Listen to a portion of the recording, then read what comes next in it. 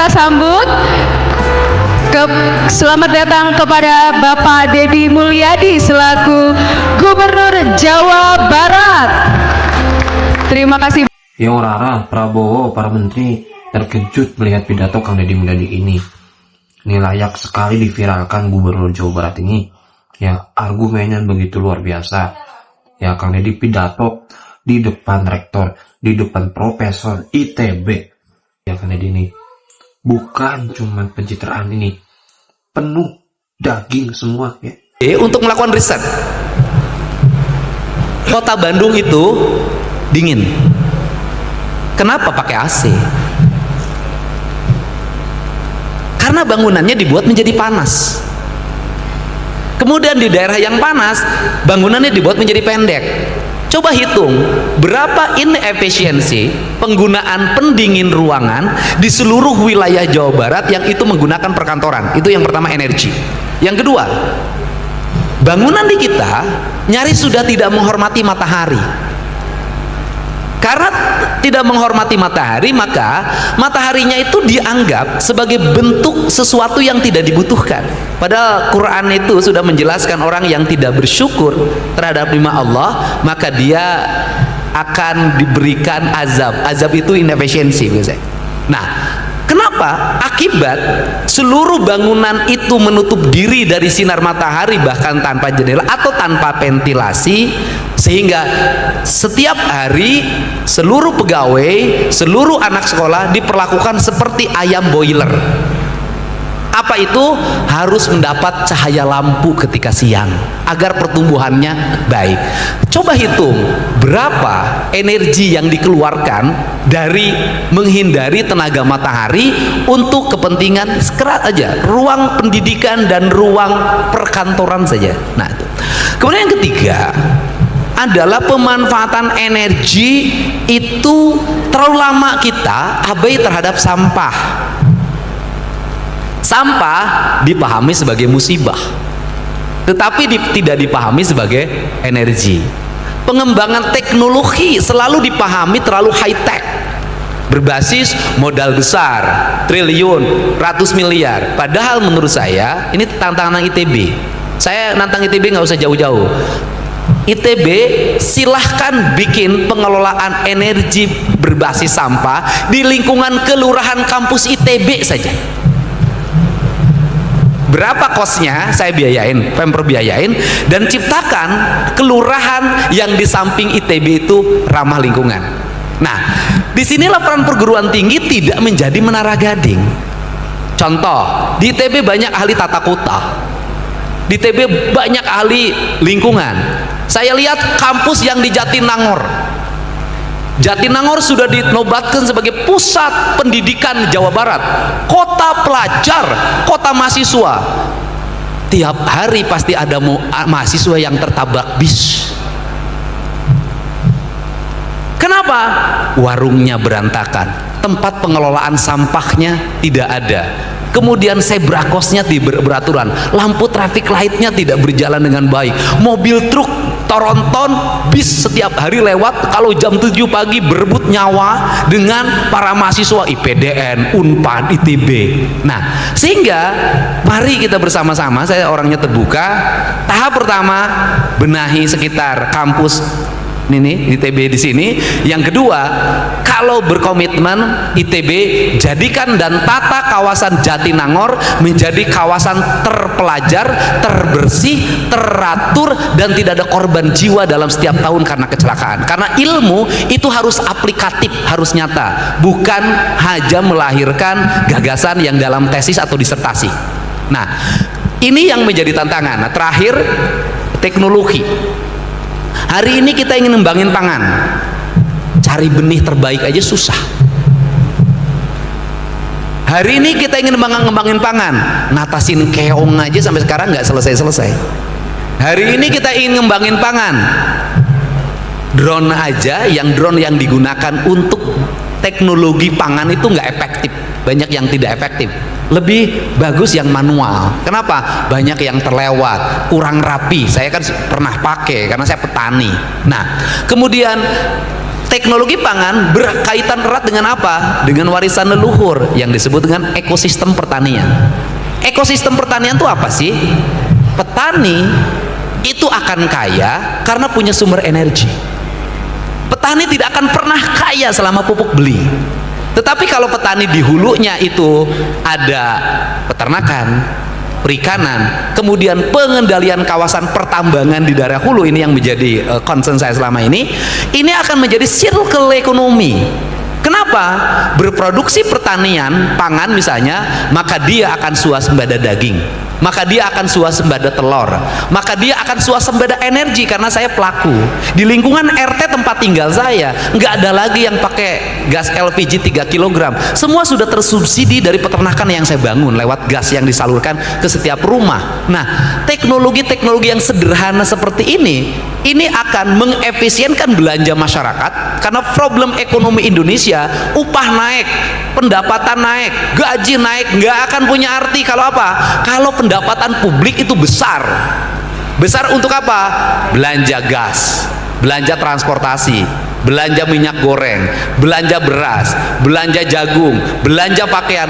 Kalau seluruh circle itu dalam teknologi tepat guna yang nanti kita kerjasamakan di setiap wilayah itu sudah terbangun dengan baik, saya tuh meyakini Indonesia, Jawa Barat itu masyarakatnya akan subur, makmur, gemah, ripah, repeh, rapi.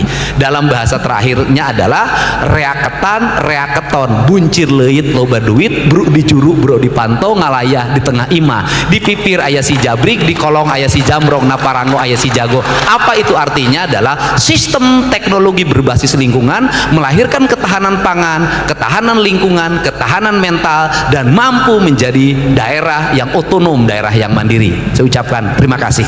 Terima kasih banyak, tepuk tangan, luar biasa filosofi Jawa Barat ya. Saya izin bergeser ke Prof. Tata Cipta. Prof, gimana? Jadi bagaimana ITB sebagai institusi akademik dapat berkolaborasi dengan pemerintah Jawa Barat dalam mengatasi tantangan yang tadi sudah disebutkan oleh Kang Dedi? Mangga, Prof. Terima kasih. Assalamualaikum warahmatullahi wabarakatuh. Selamat sore Pak Gubernur dan Bapak Ibu semua. Jadi ini tadi saya nyatat banyak sekali yang disebutkan oleh Bapak. Saya juga PR-nya. PR-nya banyak, PR-nya betul banyak, Pak. Ya. Nah, siap. Ya. Jadi tentu saja ITB itu, karena ITB ada di Bandung, ITB adalah bagian dari Jawa Barat, dan ITB ada itu harus relevan dengan pembangunan bangsa. ITB bukan bagian, Pak. ITB adalah gurunya Jawa Barat. Tepuk tangan untuk ITB. Jadi, gurunya Jawa Barat. Jadi pionir. Jadi kami itu sering diminta misalnya ITB harus jadi kelas dunia. Oke, ITB kelas dunia, tapi tetap harus relevan untuk pembangunan bangsa. Jadi tadi yang Bapak sampaikan itu tentang apa? Tentang bahwa kita harus terkonek dengan tanah, air, udara, dan matahari, itu betul sekali, Pak. Jadi yang terkait dengan teknologi yang ramah lingkungan itu saat ini memang sedang banyak sekali dilakukan. Jadi misalnya energi bersih itu kita melakukan, Pak. Itu ada yang energi surya ada, kemudian energi biomasa ada, gitu ya. Energi yang smart grid ada, kemudian kita juga mengembangkan cold storage, Pak, untuk ikan ya, pakai tenaga surya ada. Kami mencoba menggabungkan biomasa dengan tenaga surya untuk bikin mesin es batu. Tapi itu di Karimun Jawa, Pak, proyek. Di Jawa Barat nih belum ada contohnya. Nah, bikin, Pak. Ya, jadi udah ada contoh ininya di Karimun Jawa ya, Pak Joko ya, kita punya gitu ya. Kami membuat program dengan PLN, Pak. 100% energi baru dan terbarukan di Nusa Penida, tapi belum di Jawa Barat. Jadi kesempatan yang tadi Bapak sampaikan, kalau memang kita bisa berkolaborasi dengan pemerintah Jawa Barat, maka kita akan senang sekali, Pak. Jadi kadang-kadang itu memang antara dosen dan peneliti ini dengan mitranya itu ya kita harus connect gitu ya Pak ya, dan alhamdulillah hari ini Pak Gubernur ini datang ke ITB 2 kali, tadi pagi ke Sabuga, hari ini ke sini gitu ya. Jadi luar biasa nih, ada gubernur 2 kali sehari ke ITB gitu ya. Jadi mudah-mudahan dengan demikian interaksi antara perguruan tinggi dan implementasinya itu bisa dieksekusi dan dijalankan. Nah, ITB tentu saja yang pertama itu fungsinya adalah mengembangkan teknologi dan ramah lingkungan yang terkait dengan budaya lokal, saya kira betul dan sudah dilaksanakan Pak. Nah bedanya adalah kalau Bapak itu satset Pak. Kalau kita itu lebih ke versi idealnya. Kalau karena itu kan akademik ya, akademik. Nah, sekarang gimana mensinergikan ini konsep-konsep ini kemudian diimplementasikan pemerintah Jawa Barat gitu ya. Jadi kayak kewilayahan, tata ruang, tadi pembangunan berkelanjutan, arsitektur hijau tadi yang Bapak sampaikan itu tentang kenapa rumah-rumah sekarang panas Pak. Kalau Bapak lihat gedung ini Pak, gedung ini nggak perlu AC juga sebetulnya nggak apa-apa Pak, karena lubang anginnya di bawah, kemudian ada lubang angin lagi di atas Pak. Jadi udara dingin itu ngalir dari bawah, kemudian nanti keluar di atas. Nah ini tahun 1920 udah dipikir begini, tapi kemudian teknologi bangunan yang sekarang itu semua nggak ada lubang anginnya gitu Pak. Kemudian pakai AC. Nah, padahal sekarang kita tuh bisa earth cooling, jadi itu kita bisa naruh pipa lewat bawah tanah Pak, jadi didinginkan oleh tanah dulu, masuk ke bangunan di bawah, kemudian kasih lubang angin di atas, itu bisa mendinginkan secara pasif gitu.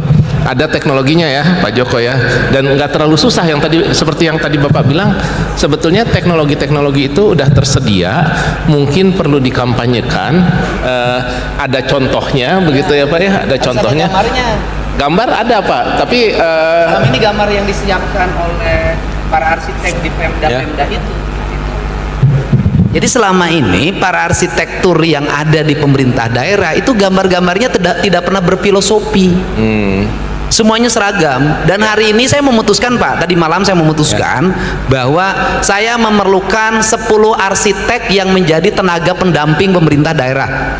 Dan insya Allah aman itu Pak. Ada kontraknya Pak, aman Pak. Nah yang seperti itu Pak, jadi saya kira kita bisa ini Pak Lafi, Wakil Rektor Riset dan Inovasi itu punya satu direktorat yang namanya Direktorat Pengabdian Masyarakat dan Layanan Kepakaran Pak. Jadi Pak Zul ada nggak? Oh itu Pak Zul.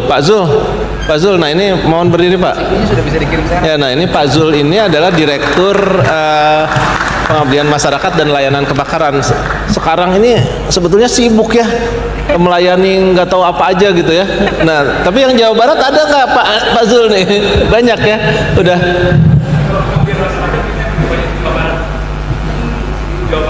Nah, layanan kebakaran Pak, layanan kebakaran. Nah, ya. Saya tidak memerlukan pengabdian masyarakat, saya memerlukan pengabdian selamanya Pak.